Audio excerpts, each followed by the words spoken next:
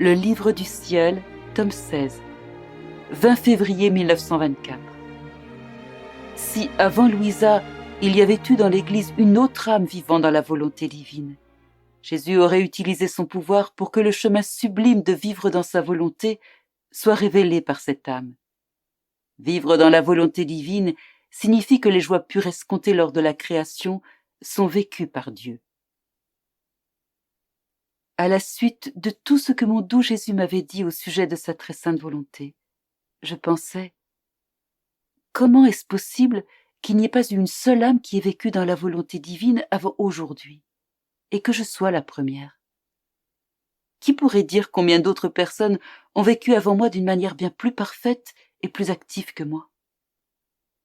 Pendant que je réfléchissais ainsi, mon toujours aimable Jésus bougea en moi, et il me dit, « Ma fille, pourquoi ne veux-tu pas reconnaître la grâce que je t'ai faite en t'appelant d'une façon toute particulière et nouvelle à vivre dans ma volonté?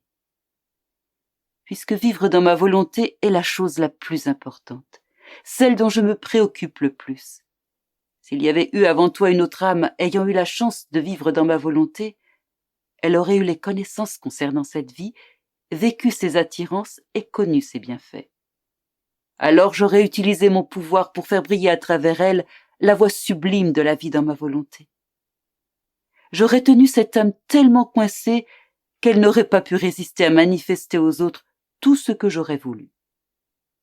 Tout comme il y a des maximes et des enseignements au sujet de la résignation, de la patience, de l'obéissance, etc., il y en aurait eu aussi concernant la vie dans ma volonté.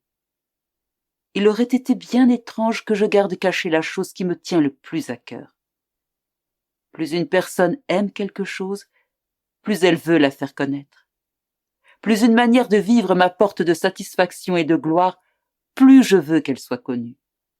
Ce n'est pas dans la nature de l'amour véritable de cacher ce qui peut rendre les autres heureux et riches. Si tu savais combien j'ai désiré ce temps où ma nouvelle-née de ma volonté verrait le jour, quel cortège de grâces j'ai préparé afin d'atteindre le but, tu serais stupéfiée et plus reconnaissante et attentive. Oh, tu ne sais pas ce que signifie vivre dans ma volonté. Cela signifie que les pures joies escomptées lors de la création de l'homme m'arrivent.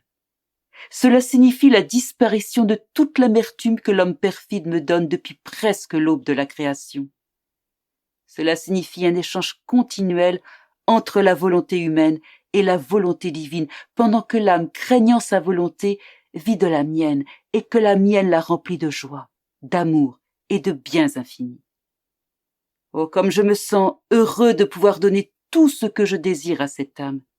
Il n'y a plus de division entre elle et moi, mais une union stable dans l'action, la pensée et l'amour, car ma volonté fait le nécessaire pour tout.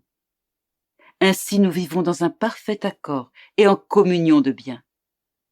C'était le but visé en créant l'homme, qu'il vive comme notre propre enfant et que tous nos biens soient partagés avec lui, afin qu'il soit pleinement heureux et que nous nous réjouissions de son bonheur.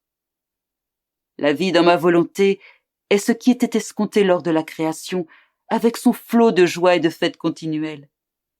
Et toi, tu dis que j'aurais dû garder cela caché dans mon église? J'aurais mis ciel et terre sans dessus-dessous. J'aurais comblé les cœurs avec une force irrésistible pour que soit connu ce qu'est le véritable accomplissement de la création. Vois-tu combien je me soucie de la vie dans ma volonté? Elle place mon sceau sur toutes mes œuvres afin que toutes soient complétées. Cela te semble peut-être n'être rien ou qu'il existe des choses semblables dans mon église? Non, non. Pour moi, cela est le tout de mes œuvres. Tu dois l'apprécier comme telle et être plus attentive à accomplir la mission que je t'ai confiée.